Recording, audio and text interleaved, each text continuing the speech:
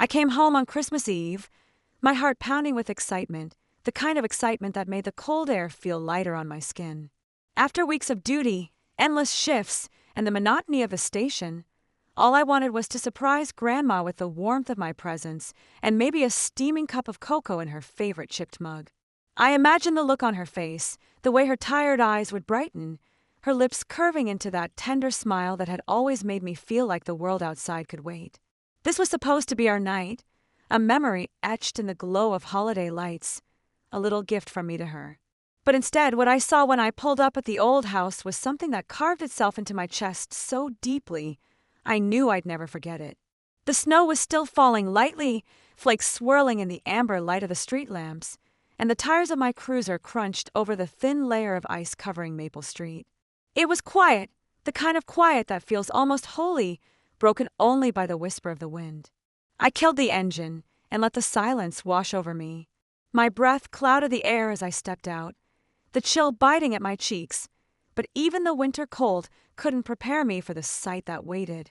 There, on the porch swing, barely visible beneath the flickering glow of a string of lights, was Grandma, her frail body hunched forward, arms wrapped around herself, lips trembling and tinged with blue. She wore that thin floral cardigan I remembered from years ago, the one that smelled faintly of lavender and soap, and those old slippers she refused to throw away no matter how many holes they carried. No blanket, no coat, just exposed to the bitter 31 degrees Fahrenheit air that cut through bone. Inside the house, laughter spilled out through the frosted glass windows, muffled but unmistakable. I could hear the clink of champagne glasses, the rustle of plates being set down, the rise and fall of voices celebrating as though everything was perfect. I saw shadows moving across the golden light, Dad's wide frame, Mom's carefully curled hair catching the gleam, Kalista's hand lifted mid-toast, and Gideon's laugh ringing sharp even through the walls. The warmth radiated from inside, a picture straight out of a holiday magazine. And yet, the woman who had built this home, the woman who had sacrificed her years for them, was left outside like an afterthought, shivering on the porch swing as if she didn't belong. I froze in place, the crunch of my boots halting abruptly. My chest tightened, and for a moment, I thought maybe I was imagining it. Maybe she had just stepped out for a breath of fresh air. But no. Her hands trembled in her lap, skin paper-thin and pale under the shadow of the porch light. Her eyes fluttered shut and open again, struggling to stay awake, as though each second was a battle. And when she finally noticed me approaching, her lips parted in the faintest whisper, her voice brittle like frost forming on glass. "Althia," she breathed, her words barely threading the air. "You came?" I dropped to my knees before her, panic rising like bile in my throat. Without thinking, I unzipped my coat and wrapped it around her fragile frame, desperate to shield her from the cold. My own body heat surged against her chilled skin, but it was like pressing fire to ice. She barely responded, her body stiff, unyielding. "Grandma, what are you doing out here?" My voice cracked with disbelief.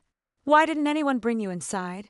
She shook her head, gently, eyes glistening with a kind of weary resignation. "They said I wanted air," she murmured. Not angry, not bitter, just tired. So unbearably tired. I swallowed hard, glancing back at the glowing house. Through the glass, I could see them, my family. My family who laughed, who feasted, who celebrated in warmth while the woman who had raised them, nurtured them, loved them more fiercely than anyone, was left outside in the freezing night. My fists clenched inside my gloves. My pulse thundered in my ears. I tightened my hold on Grandma, feeling how impossibly light she had become. She wasn't the strong woman who had once rocked me on this very porch, telling me stories about constellations. She wasn't the same figure who had spent years keeping this family together through storms and silence. She was frail, withering before my eyes, and I realized in that moment that something in me had cracked. This wasn't an accident. This wasn't forgetfulness. This was neglect, plain and cruel, wrapped up in the excuse of tradition. And as the snow fell silently around us, I knew deep in my bones I could never look at them the same way again. It was just past 6 when I carried her weight into my arms, her frail body pressing against me like a memory I had almost lost. The porch swing creaked behind us as I lifted her, and the wind hissed through the eaves, colder now that I realized how dangerously close she was to slipping away. My boots sank deeper into the snow as I shifted her gently, adjusting the coat tighter around her shoulders. She felt lighter than I remembered, far too light, as though the years of neglect had eaten away at her strength one day at a time. My throat burned with a mix of anger and fear, but I forced myself to keep calm because right now, she needed warmth, not rage. The door glowed just a few steps away, golden light spilling from the gaps in the curtains. I walked toward it, steady and deliberate, every crunch of snow beneath my boots echoing like a warning bell in my chest. When I reached the door, I knocked 3 times, sharp and impatient, my free hand tightening protectively around Grandma. For a moment, I thought maybe no one would hear me above the laughter, the music, the clinking of glasses. But then the door creaked open, just a crack, and my mother's face appeared. Her expression flickered from surprise to something harsher, a brittle annoyance she tried to hide behind a thin smile. "Althia," she said with a falsely bright tone, her eyes darting over my shoulder as though checking if anyone else was watching. "You should have called." I stared at her, my pulse drumming hard enough to drown out her words. "She was on the porch," I said evenly, my voice steady but edged with disbelief. "She likes the porch," Mom replied almost instantly, her eyes sliding past me to the figure cradled in my arms. "It's peaceful for her." My chest tightened. I glanced at Grandma, whose lips were still pale, her breath shallow against my coat. "She's freezing," I snapped, my voice cutting sharper than I intended. Mom only shrugged, shifting her weight with casual indifference. She insisted. Behind her, I could see Dad approaching, his broad frame filling the hall as he set down the carving knife he'd been holding. His expression was unreadable, stern but detached, as though my sudden appearance was more inconvenience than concern. "What's the problem?" he asked, his tone low and clipped. I didn't answer him. Instead, I looked at Grandma again, her eyelids heavy, her head drooping slightly against my shoulder. She was barely holding on, and every second out here was a second stolen from her. I stepped forward, my hand tightening around the edge of the door. "You left her outside," I said, my voice controlled but shaking with suppressed fury. "You left her in the cold while you all sat here laughing." Mom sighed, rolling her eyes faintly, the way she used to when I was a teenager accusing her of being unfair. "Don't be dramatic," she muttered, her voice sharp as a blade but dismissive, as if my grandmother's suffering was nothing but an exaggeration. Something in me snapped. I adjusted my grip on Grandma, felt her fragile weight trembling against me, and without another word, I shifted my stance. With one forceful motion, I drove my shoulder into the door. The latch gave way instantly, though with groaning in protest as the door flew open wide. A sudden hush fell across the room. The laughter died. The music still played faintly in the background, but no one was paying attention to it anymore. Kalista's champagne glass froze in midair, her lips parted as her smirk faltered. Gideon, halfway through slicing a piece of turkey, stopped mid-motion, the knife suspended above the board. The fire cracked in the fireplace, a low pop filling the silence. I stepped inside, every eye fixed on me, my badge glinting faintly in the firelight as the weight of my presence filled the room.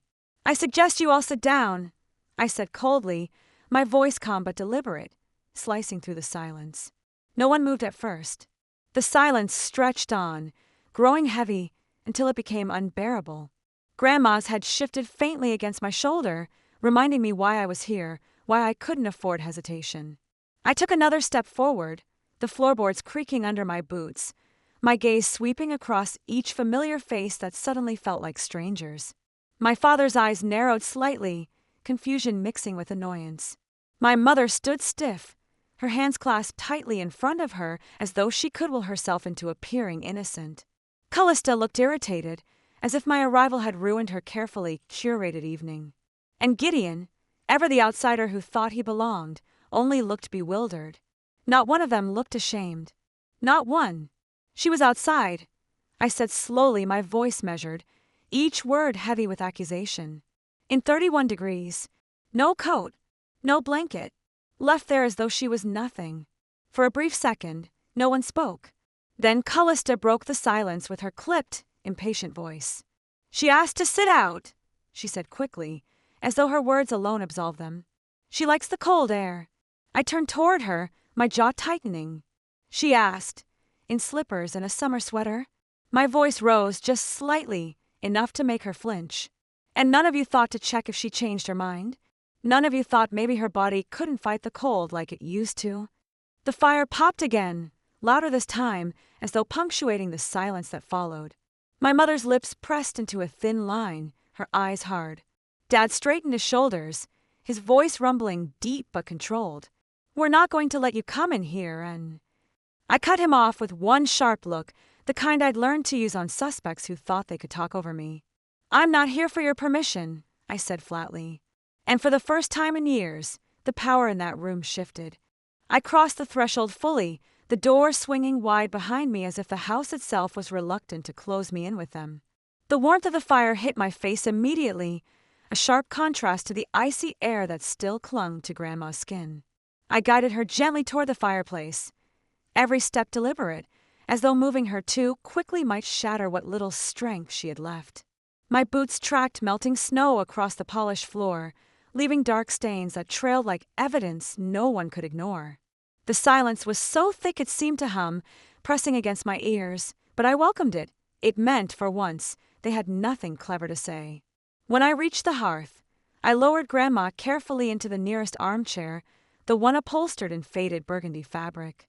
The glow of the flames painted her face in soft light, and for the first time since I had arrived, I saw a flicker of relief cross her features. Her frail fingers gripped the edge of my sleeve weakly, as though holding on to me was her only anchor in this room.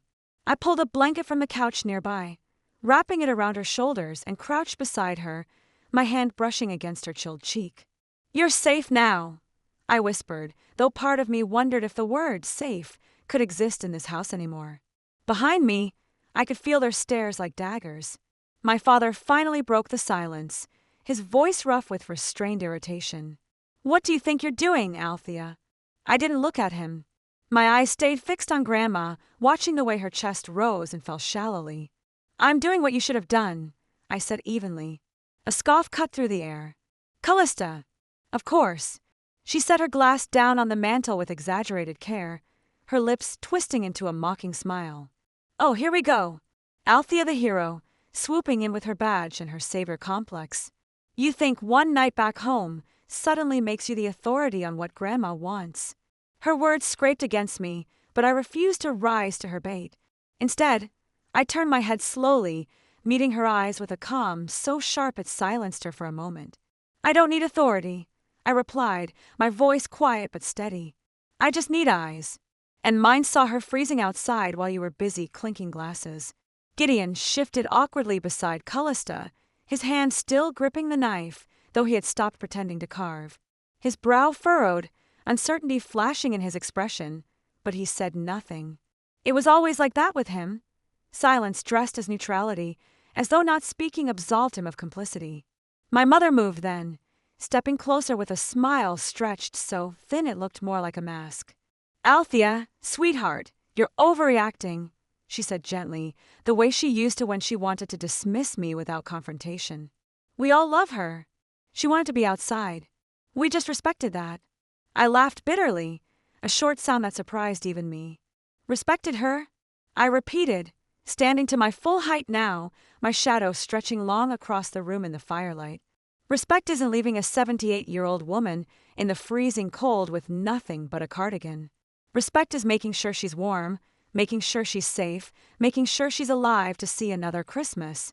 My voice cracked slightly at the last word, and I quickly steadied it. But maybe that's too much to ask from people who only remember her when it's convenient. For a heartbeat, no one responded. The fire crackled, filling the silence. Grandma's hand tightened faintly around the blanket, her eyes glistening as though she wanted to speak but couldn't find the strength. I reached down, squeezing her hand gently, silently telling her she didn't have to. Not yet. Dad finally cleared his throat, his voice heavier now, almost defensive. You can't just barge in here and accuse us. This is our home. I turned toward him, my jaw tightening. Our home. The home she built with her hands, with her sacrifices, with every sleepless night she spent raising children who now leave her out in the cold. My voice rose, echoing in the room. "This house belongs to her more than it ever will to you." For the first time, Dad faltered. His gaze dropped for just a second, but it was enough to tell me my words had landed somewhere beneath his armor. My mother's face, however, hardened, her chin lifting defiantly. Kalista rolled her eyes and muttered something under her breath, but Gideon remained quiet, his knife finally set down, his hands resting uneasily on the counter. The silence stretched again, thicker this time, like a storm waiting to break. And as I stood there, the fire crackling at my back, my grandmother shivering faintly under the blanket, I realized this night was no longer just about Christmas. It wasn't just about duty or family tradition. It was about truth, long buried under years of denial and excuses. And now, with every breath I took, I felt the weight of that truth rising to the surface, ready to shatter everything they thought they had built. The weight of silence pressed so heavily against the walls that I could almost hear it breathing. The warmth of the fire licked at my skin, yet inside, I was cold, colder than the snow outside. My eyes drifted from one face to another, searching for even a flicker of remorse, a shred of humanity that could prove I wasn't standing among strangers disguised as family. But there was nothing. Mom's lips were tight, her expression firm with stubborn denial. Kalista's smirk returned, faint but sharp, as though she relished watching me squirm. Dad stood stiff, arms crossed, as if bracing himself against an accusation he didn't want to face. And Gideon, he simply shifted uncomfortably, gaze flicking between us like a spectator who feared choosing the wrong side. I crouched down again beside Grandma, my voice soft as I brushed a strand of silver hair from her forehead. "How long?" I asked her quietly, though my words were meant for everyone in the room. "How many nights like this have you spent out there while they sat inside pretending everything was fine?" Her lips parted slightly, but before she could summon the strength to answer, Mom interjected, her voice rising in sharp irritation. "Enough, Althia. You're turning this into something it's not. Don't stand there acting like you know better just because you work with a badge. This is our family. You don't get to come barging in after months away and tell us how to treat her." I stood, slowly, deliberately, every muscle in my body coiled tight with restrained fury. "How to treat her?" I repeated, my tone low, controlled, but trembling with the rage I was barely holding back. "I don't need a badge to know leaving an old woman to freeze is wrong. I don't need months at home to recognize neglect when I see it. I only need eyes and a heart, both of which, apparently, are in short supply here." Kalista laughed under her breath, a sharp, mocking sound. "You always were dramatic," she sneered, swirling the last of her champagne in her glass before tossing it back in one careless gulp. "Grandma's fine. She's tougher than you give her credit for. She probably wanted a little piece away from all the noise." I turned my gaze on her so sharply that her smirk faltered, even if just for a second. "Peace!" I hissed. "Do you call blue lips and shaking hands peace? Do you call freezing on a porch while her own blood toasts champagne peace? You've twisted neglect into convenience, so long you don't even know the difference anymore." The room tightened around us, tension crackling like static in the air. Gideon cleared his throat, finally speaking, though his voice was uncertain. Maybe we should have checked on her sooner," he mumbled, his eyes fixed on the floor. For the first time, I almost looked at him with pity. At least he had the decency to admit what none of the others would. But Mom's glare cut across the room like a whip, silencing him instantly. "Don't encourage this nonsense," she snapped. "Your grandmother is fine. If she had a problem, she could have spoken up. She's not helpless." My stomach twisted. The audacity of her words left me breathless for a moment. I looked down at Grandma again, her eyes half closed, her body slumped in the chair, her fingers clutching at the blanket I had wrapped around her as if it were the only thing tethering her to warmth. "She did speak up," I whispered, my voice breaking. "She whispered it when she said my name on that porch. She said it in every tremble of her hands, every shiver of her bones. But you were too busy celebrating yourselves to hear her." Dad shifted, his brow furrowing. His voice was lower this time, almost offensive but tinged with unease. "We didn't mean any harm," he said, his arms loosening from their cross. "She wanted to sit out. We just let her." I faced him, my heart pounding. You didn't mean harm? Do you think intent erases consequence? Do you think frostbite cares if you meant well? You may not have set out to hurt her, but you did. You all did. The fire roared louder as if to underline my words, flames crackling and spitting embers. Grandma stirred slightly, her lips trembling as she whispered something too faint to catch. I leaned closer, my heart aching as I strained to hear her. Finally, the softest words emerged. I didn't want to bother them. Tears stung my eyes instantly. My throat closed, but I forced the words out, barely above a whisper. You could never bother me. I brushed my hand gently against her cheek, wishing I could pour all the warmth I had left into her frail body. When I turned back toward them, my tears had dried, replaced by steel. She thinks she's a burden because you've made her feel like one. Year after year, you erased her piece by piece until she believed it herself. But tonight, my voice grew firmer, sharper. Tonight, that ends. The room was silent again, but this time, the silence trembled like glass about to shatter. The room felt smaller now, as if the walls themselves were inching closer, trapping us in the heat of accusation and denial. The fire popped again, a sharp crack that made Grandma flinch, and I instinctively reached for her hand, grounding her with my touch. My heart ached at the thought that even a sound as ordinary as firewood breaking could startle her fragile body while the people meant to protect her sat indifferent. I rose slowly, squaring my shoulders, feeling every pair of eyes follow me as though I were the intruder here. But it wasn't me who had broken the sanctity of this home. It was them, their neglect, their selfishness, their silence. I used to dream about this house when I was away. I began, my voice low, threaded with memory. I'd picture the porch lights glowing, the warmth of the fireplace, the smell of cinnamon rolls baking in the oven. I'd remember Grandma humming while she stirred cocoa, the way she'd tuck me in with stories that made even the darkest nights feel safe. To me, this house wasn't wood and brick, it was her. Every good memory I carried came from her hands, her heart. And now I come back to find the same woman who built this family left outside to freeze while you all celebrate inside. Kalista groaned dramatically, tossing her head back. Oh, for God's sake, Althia. You always make everything into some tragic monologue. Grandma likes the porch. She always has. Stop acting like this is some crime scene. I turned sharply, my glare cutting across the space between us. This is a crime scene, I said, my voice ringing through the silence. Not in the legal sense. Maybe, but in the moral one. Every laugh you shared in here while she shivered outside is evidence. Every shrug, every excuse, every glass of champagne raised without noticing she was gone. It's all proof of your guilt.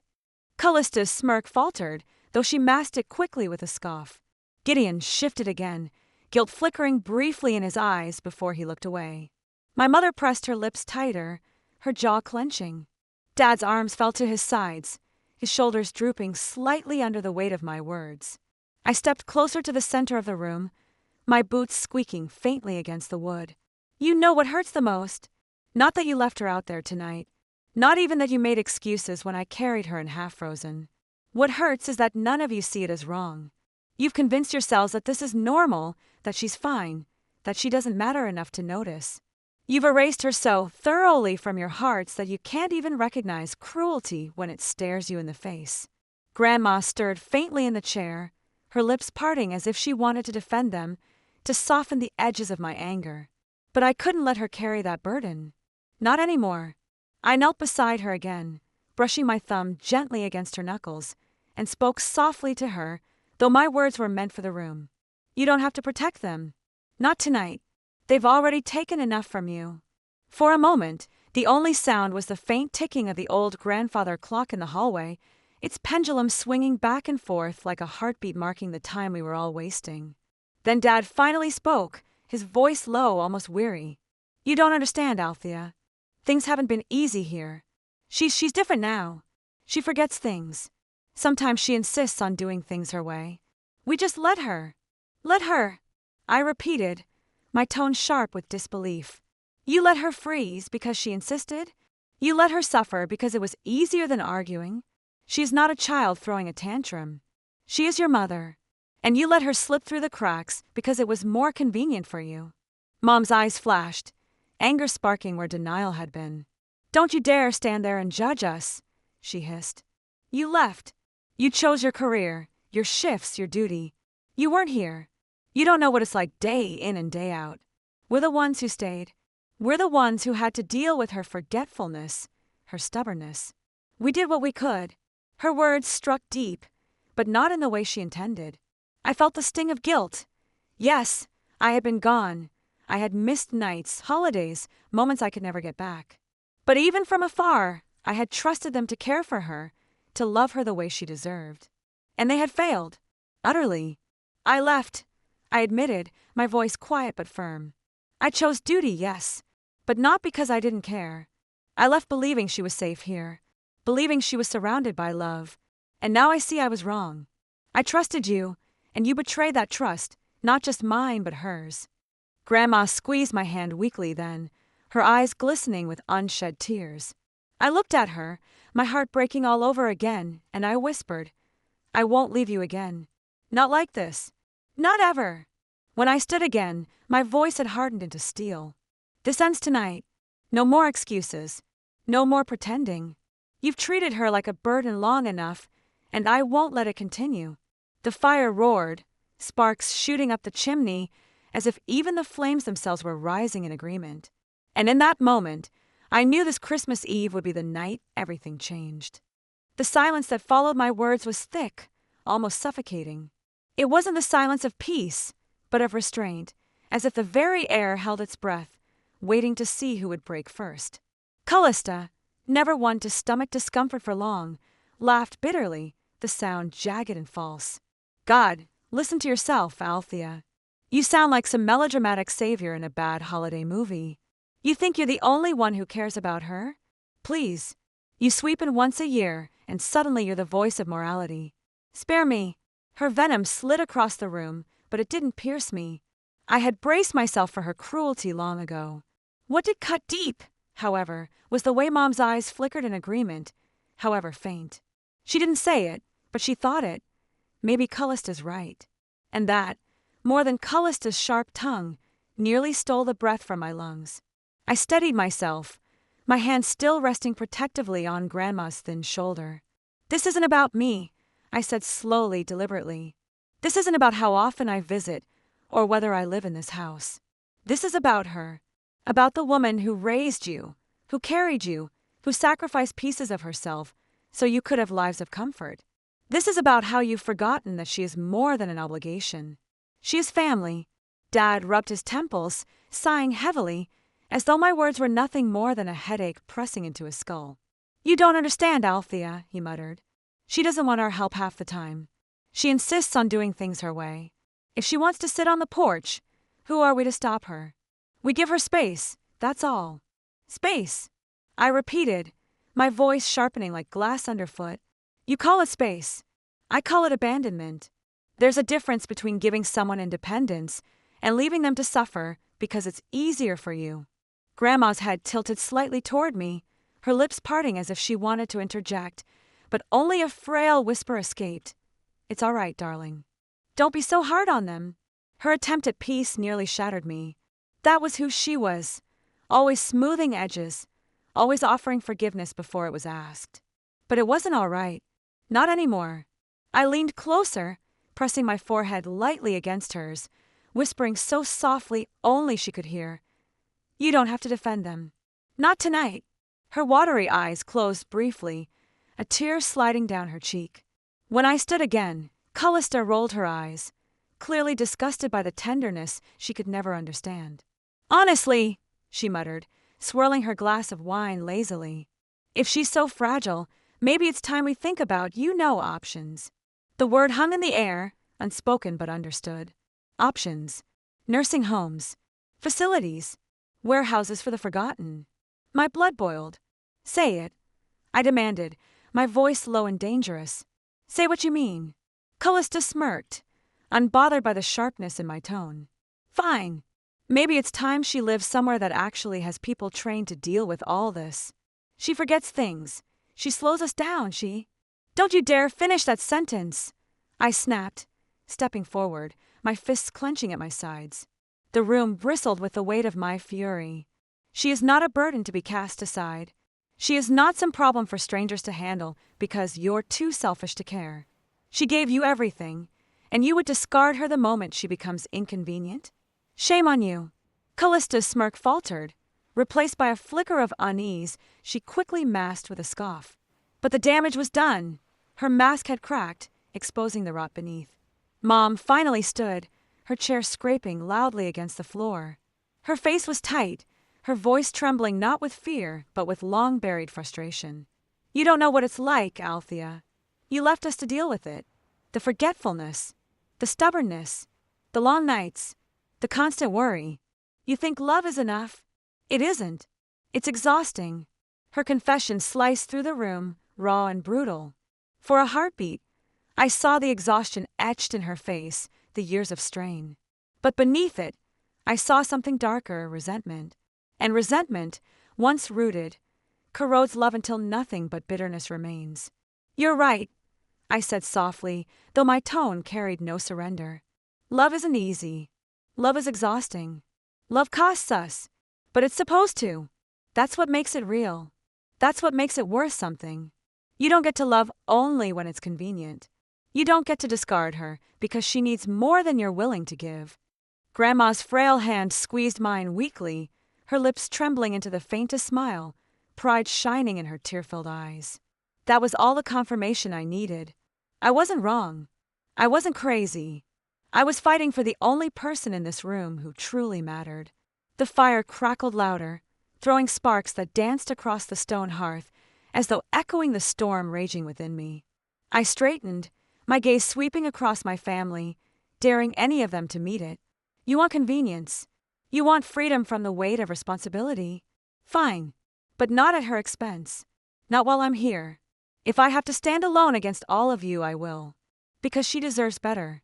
She deserves everything. And in that moment, I felt the shift. The lines were drawn, clear and undeniable. It wasn't just a family argument anymore, it was war. The moment I declared war, silence spread like a poison. The warmth of the fire could not thaw the coldness that descended upon the room. Every breath, every flicker of movement seemed amplified in the tense quiet. Gideon, who had been mostly silent until now, leaned back in his chair, folding his arms as though watching a show he'd seen many times before. His indifference stung more than Kalista's venom. At least she cared enough to fight.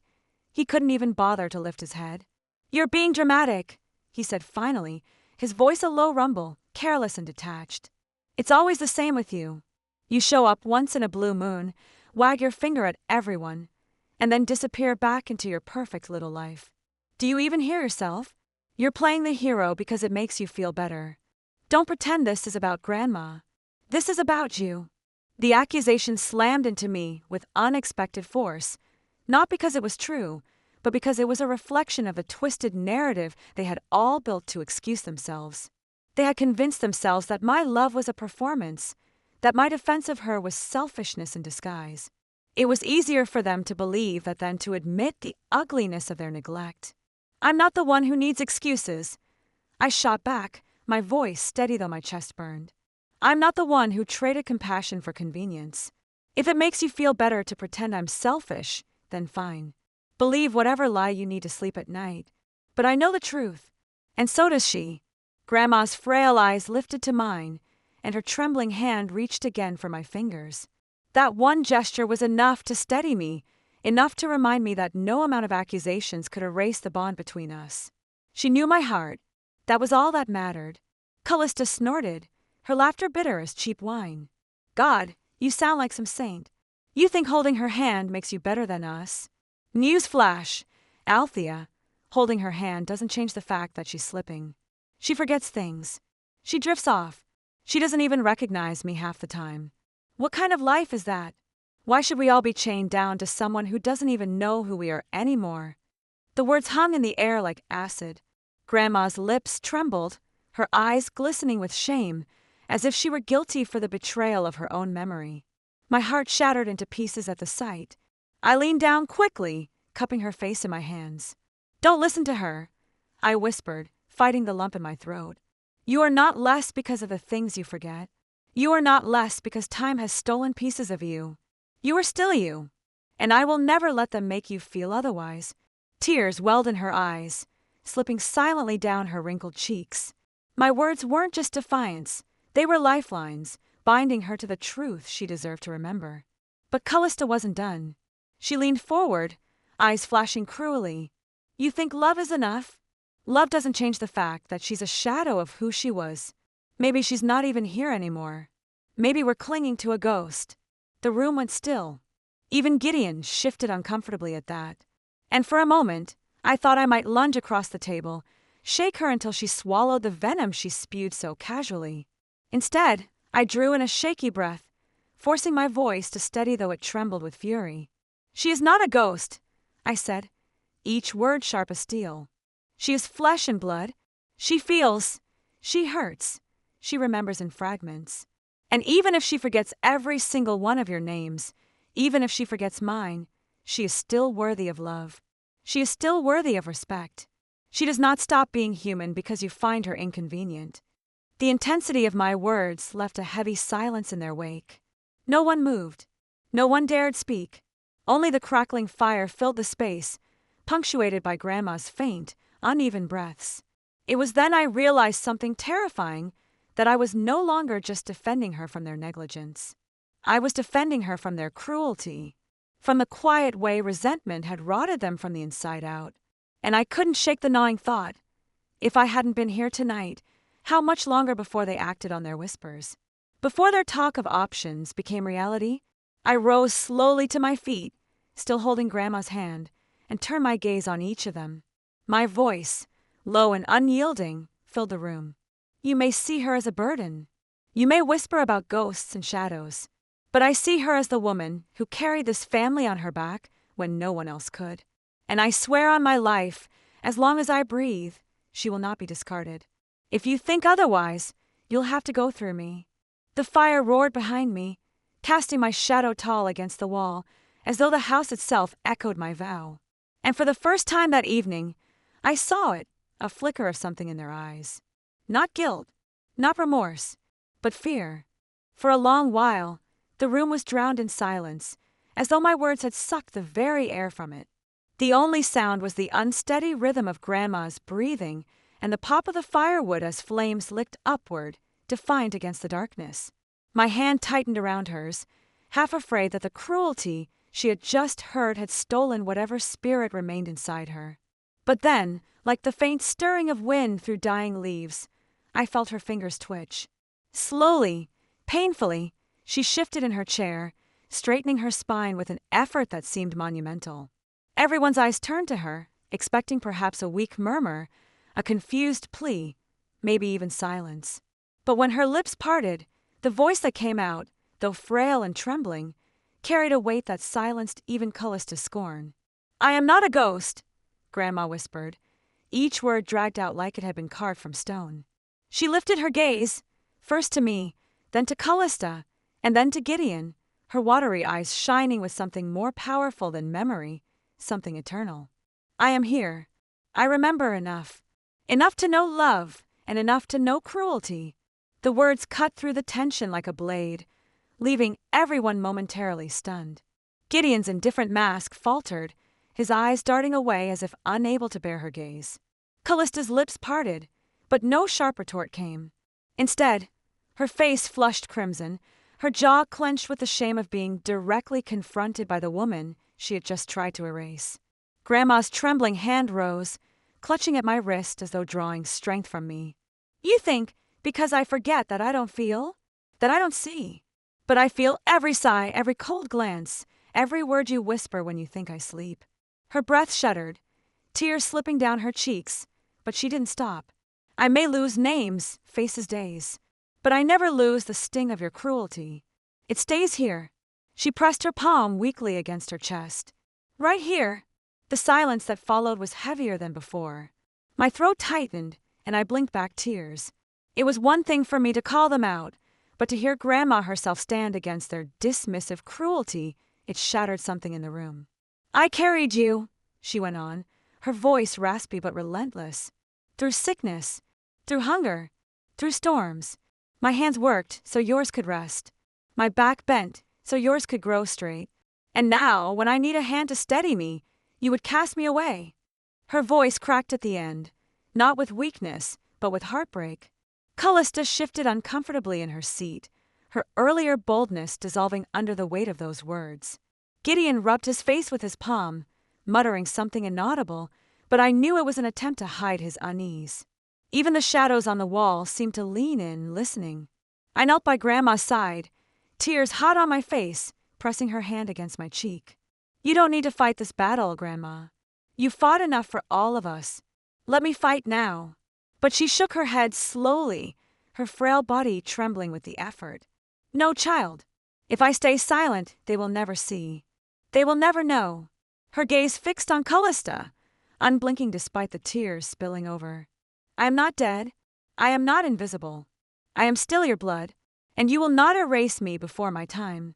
The fire popped loudly, as if applauding her declaration. For a fleeting moment, I swore the whole house leaned in closer, walls bearing witness to the battle unfolding within its bones. Kalista swallowed hard, her lips trembling as if she wanted to speak, but no words came. Gideon shifted in his chair again, his bravado slipping, and for once he looked not like the smug elder brother, but like a child caught in the act of something shameful. I rose to my feet slowly, my voice steady, carrying Grandma's truth forward. "You heard her. She is not gone, and as long as she breathes, you will show her respect. You will not talk about her like she's already dead. You will not treat her like she's a burden, because she is more alive in her courage than either of you in your comfort." For the first time that night, I saw Grandma smile. Faint, small, but real, a fragile beam of light cutting through the storm. And in that moment, I realized something powerful. They could argue with me, twist my words, call me selfish, but they could not twist hers. Her voice, however broken, was undeniable truth. The war had shifted. No longer was I the lone soldier standing in her defense. Tonight, she had risen to fight beside me. Paragraph 9 almost equals 700 words. The room seemed to shrink after Grandma's words, as though the walls themselves were pressing closer, trapping us in the truth she had unleashed. No one spoke for a long time. The fire crackled, shadows twisted, and I could hear the faint ticking of the old clock on the mantel, a sound I'd never noticed before, suddenly loud and sharp, like it was measuring out the silence in seconds. Kalista's hands were clenched in her lap, knuckles white, lips trembling with the effort to remain closed. Gideon leaned back in his chair, arms folded, but the rigidity of his posture betrayed the storm beneath his calm mask.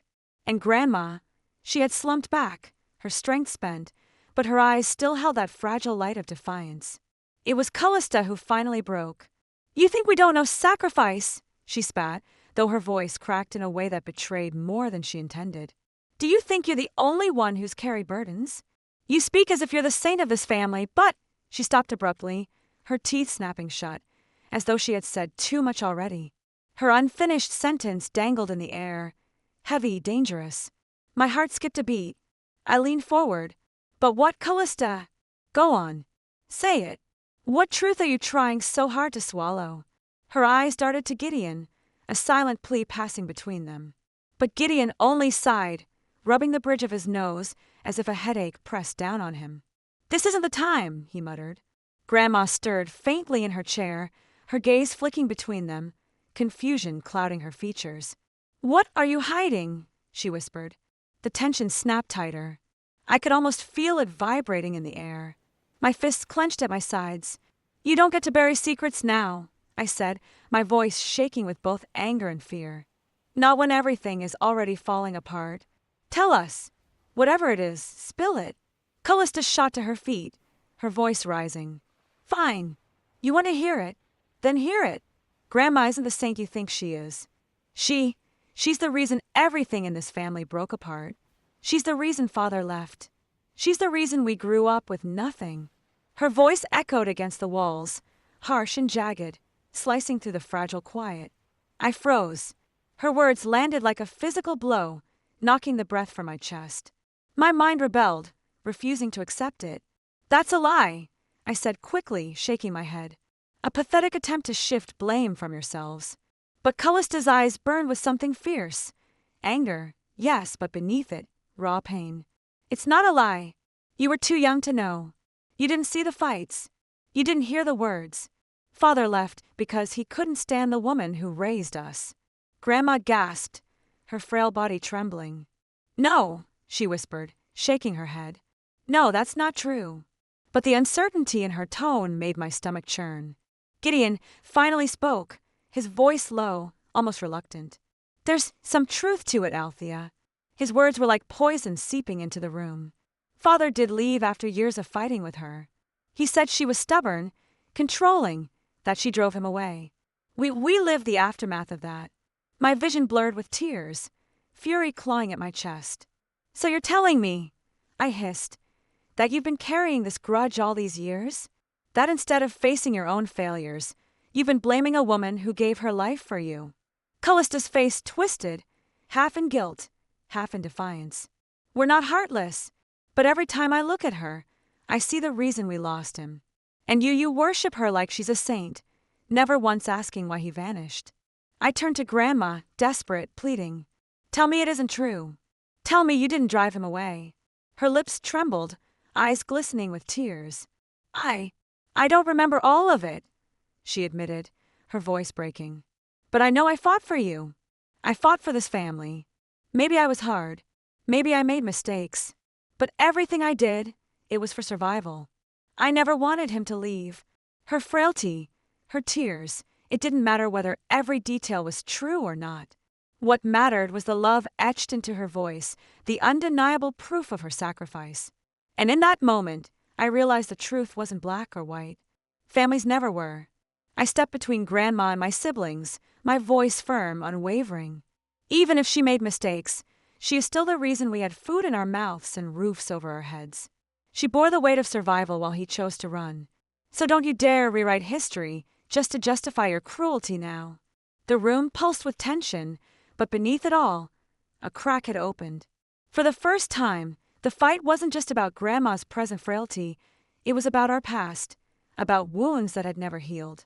And though the truth hurt, I knew one thing for certain. No matter what mistakes Grandma had made, she was worth defending until her last breath.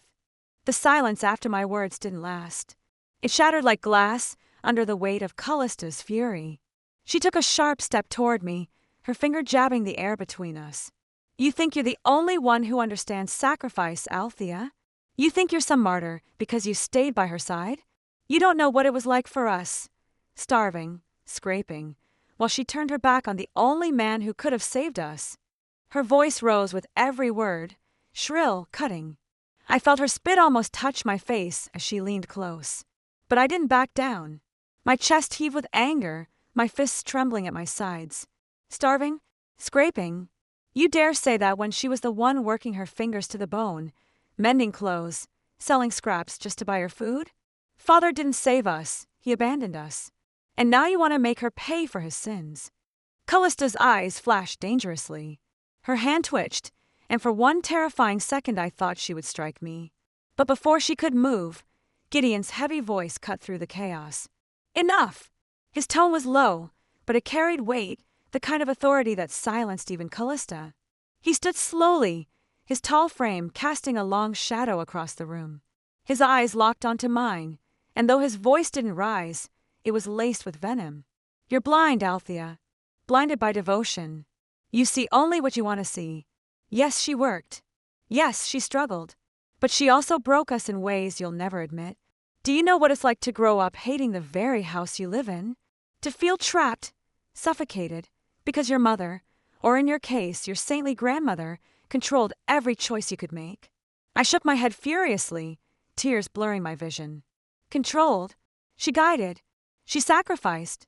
And if she seemed strict, it was because she knew what this world could do to us.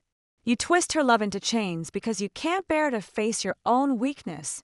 Gideon's expression hardened. He took a step closer, towering over me now, his presence almost suffocating. Careful, he said, his voice dangerously calm. You're walking a thin line.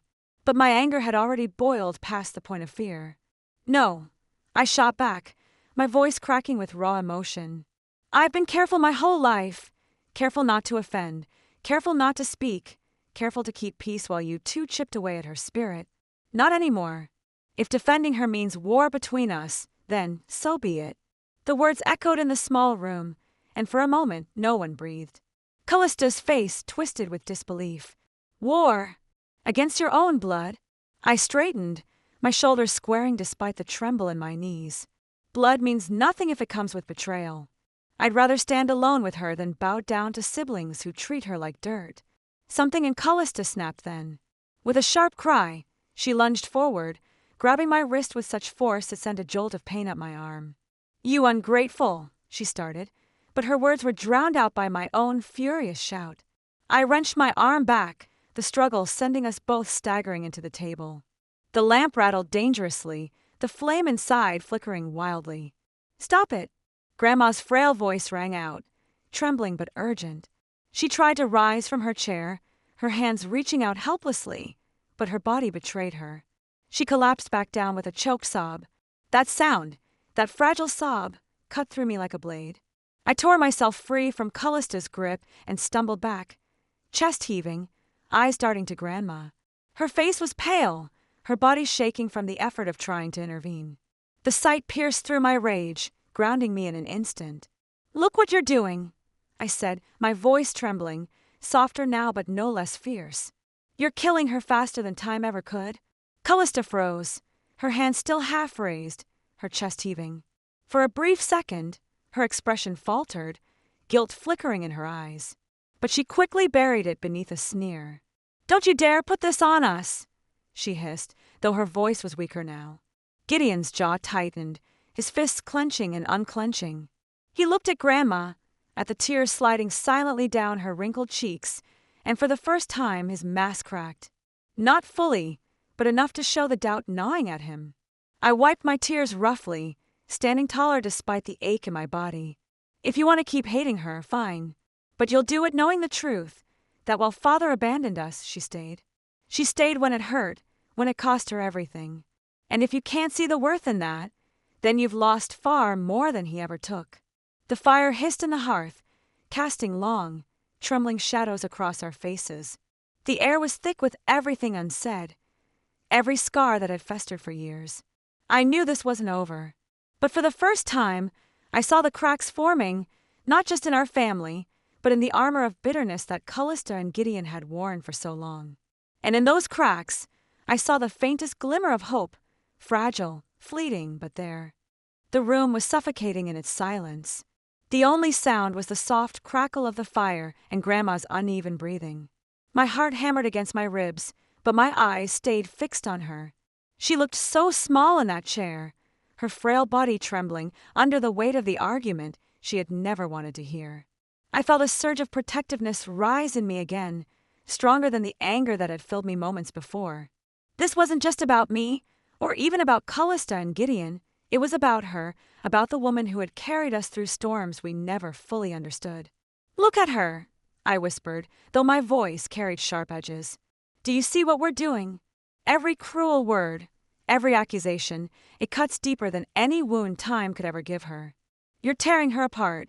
Kalista's gaze flickered toward Grandma, and for the briefest instant, her face softened. The sneer melted, replaced by something fragile, something dangerously close to regret. But she blinked it away, shaking her head as if she could physically dispel the emotion. She made her choices, she muttered, her voice thinner now, almost defensive. We suffered because of them. You can't just erase that. I'm not erasing it. I shot back, my voice trembling with emotion. I'm acknowledging all of it, the pain, the loss, the mistakes. But I'm also acknowledging her love. Why can't you? Why is it so easy for you to paint her as the villain, and so hard to see the nights she stayed awake, the sacrifices she made when no one was watching? Gideon, who had been silent since Grandma's sob broke through our chaos, finally spoke. His tone was quieter, more subdued than before, but it carried a weight that filled the room. Because love doesn't erase scars, Althia.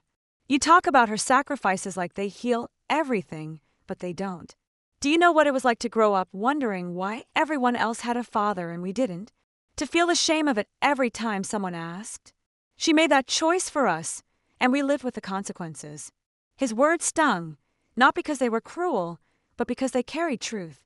My chest tightened, my throat burning as I struggled to find the right words.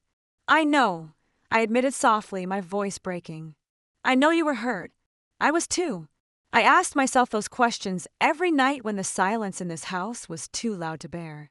But I never blamed her for it, because every time I looked at her, I saw the price she was paying too. She didn't escape the pain. You think she didn't ache?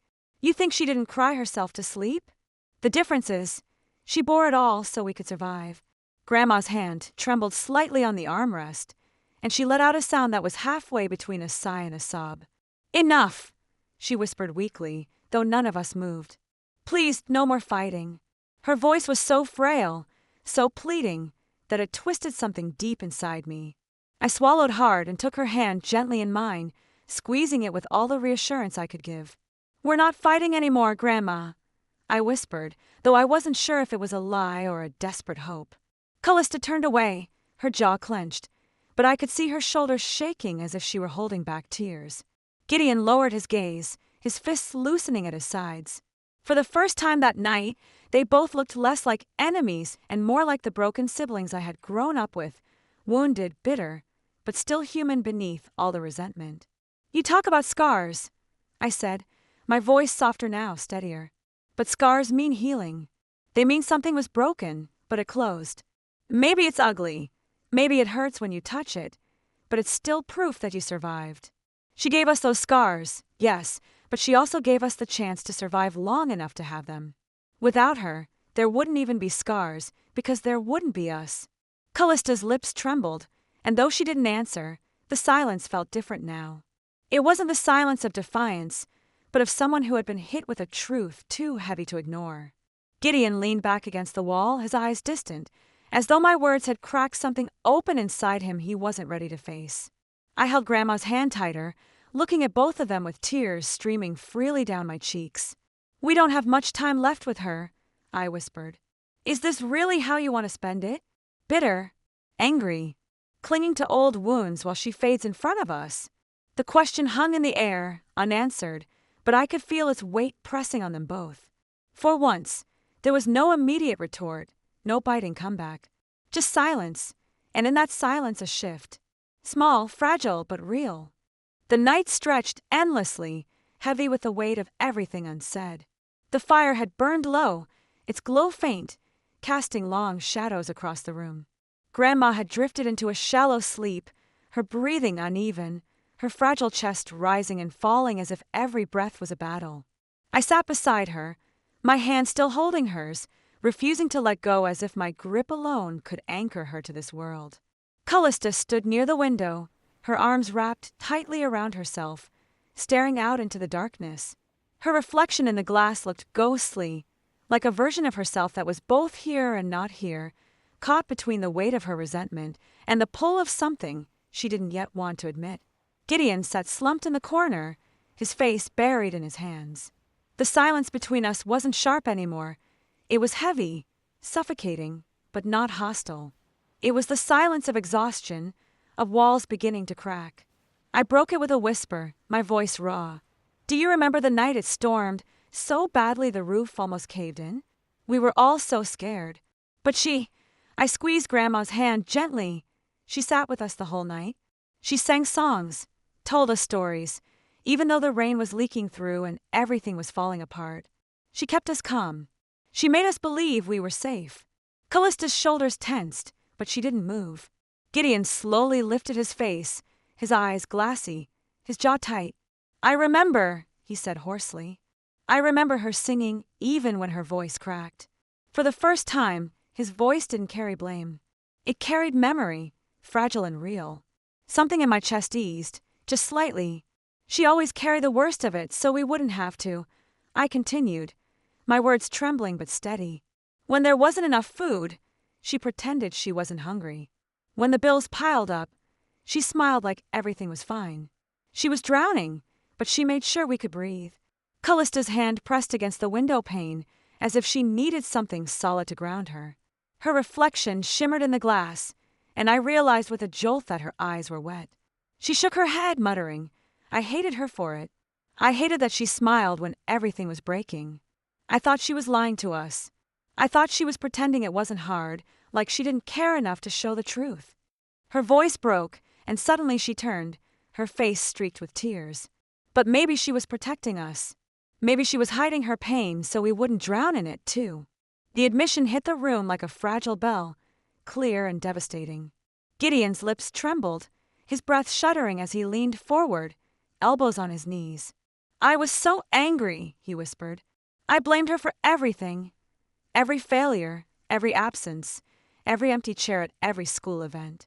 I thought if she had chosen differently, we wouldn't have had to suffer. But now," his voice cracked, and he pressed a hand over his eyes. "Now I see she suffered more than any of us. And I never told her I knew." My throat tightened, my vision blurring with tears. This was the moment I had prayed for, not their surrender to me, but their surrender to the truth. Slowly I reached out my free hand, first toward Kalista. She hesitated, her body shaking, but then she crossed the distance and took it. Her fingers were cold, trembling, but she held on. Then I extended my hand toward Gideon. He stared at it for a long moment, his jaw quivering, before finally placing his own hand in mine. For the first time in years, the three of us were connected. Not by bitterness, not by blame, but by something deeper. Pain, yes, but also love. A fragile love that had been buried beneath years of anger and silence, but that had never truly died. Grandma stirred, her eyes fluttering open just enough to see us. A faint smile touched her lips, weak but radiant, as if the sight of us together was the only medicine she had ever needed. Her hand squeezed mine, faint but unmistakable. "We're here, Grandma," I whispered, my voice breaking into sobs. "We're together." The tears came freely then, not just mine, but Kalista's and Gideon's too. For the first time, we cried not as enemies, but as siblings. The anger that had poisoned us for so long drained out in those tears, leaving behind something raw, painful but real.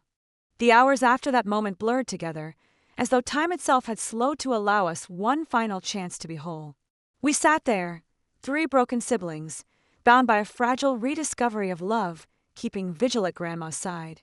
The storm outside had quieted, the wind whispering instead of roaring, and inside the house it felt as though the air itself had softened, no longer heavy with resentment but tender with fragile peace. Grandma's breaths grew weaker, each one a delicate thread that threatened to snap. But even in her frailty, there was strength in the way her eyes lingered on us, as though she could finally let go because she saw what she had been fighting for all along, unity. Kalista stroked her hair gently, her tears falling silently onto the pillow. Gideon sat at the foot of the bed, hunched over, his large frame trembling with sobs. He didn't try to hide anymore. I stayed beside her, holding her hand, whispering prayers through the tears that blurred everything in front of me. "Grandma," I whispered, my voice unsteady but filled with everything I had never said aloud. "You don't have to keep fighting. We'll be okay now. I promise. We'll take care of each other, just like you took care of us." Her lips curved into the faintest smile, her eyes glistening with what little strength she had left. Her voice, a fragile whisper, barely reached us. "Together, always." It was all she managed, but it was enough. Those words, spoken with her last ounce of breath, became a promise etched into our souls. The silence that followed was unbearable and sacred all at once. The moment her chest rose and did not fall again, the weight of the world seemed to press down on us. A wail escaped from Kalista, raw and heart-wrenching. Gideon pressed his hands against his face, breaking down completely. And I, though I had prepared for this, though I had begged for this moment to be peaceful, felt my heart shatter in ways I didn't know it could. But even in that crushing grief, something was different. We were not alone in it anymore. For the first time, we leaned into one another. Kalista collapsed against me, her sobs shaking both our bodies. Gideon wrapped his arms around us, his strength no longer used to push us away, but to hold us together. We cried as one, mourning not just the woman we had lost, but also the years we had wasted.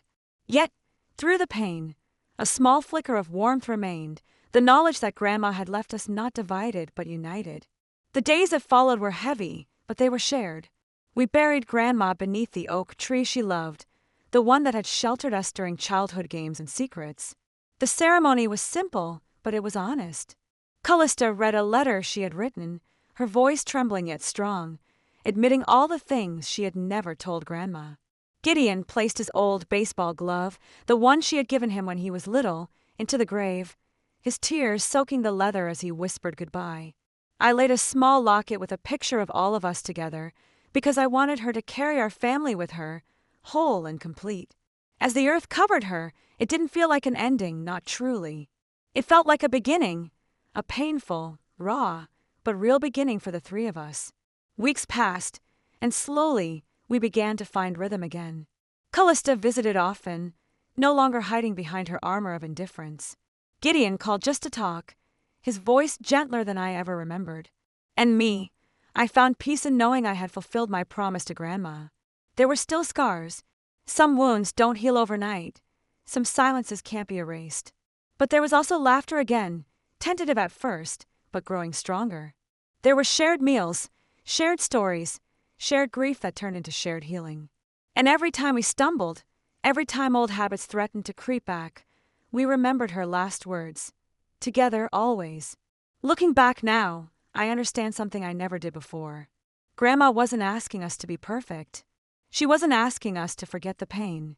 She was asking us to choose each other, to fight for each other, no matter how hard it got. Because family isn't about never breaking. It's about finding your way back, even after you've been shattered. And that's what we did. We found our way back.